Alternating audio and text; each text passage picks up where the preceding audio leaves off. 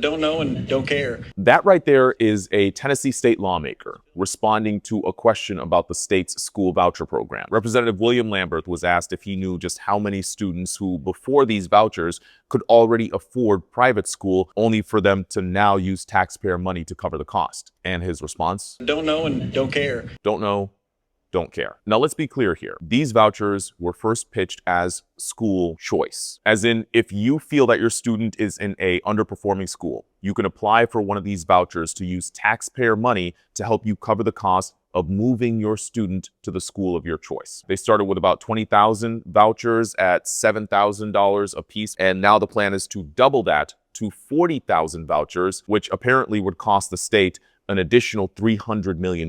There already is a provision in the law to increase the number of scholarships every year. I believe it's by 5,000 a year. So this provision already exists. They're doubling the amount of vouchers, and they're going to use the argument that, well, the demand is there. And that's why you have Democrats and even some Republicans saying, okay, wait a second, before we spend another $300 million on this program, we need more answers. They see what's happening in their rural communities where there are no real private schools. They rely on those public schools to get the funding. And so when you think about that number, $300 million, that's money that's going someplace else. There was a study that was done by the National Education Association just last year, and they ranked Tennessee 47th in how much we spend on public schools K through 12 per student. 47th.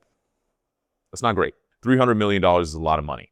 That could just as well go to helping support the public school systems that people are criticizing for not doing well enough to keep these students. And I know some of you are probably going to roll your eyes at what I'm about to say next, okay? But I'm going to make this comparison anyway. This is the same lawmaker proposing a bill where we track undocumented students so that we have a better idea as to how many of these students are in our public schools, because they worry that these students may be unfairly accessing resources paid for by taxpayers. But apparently we don't care when it comes to tracking just how many students are accessing taxpayer money to pay for schools they can already afford. I think last year I made a similar comparison. You could tell in the comments, people were like, okay, all right, I was with you until the end there. But it's a fair comparison, I think. On the one side, we don't want to track. On the other side, we want to track. There's a pretty famous saying, don't ask questions you don't want the answer to. Well, I have a lot of questions.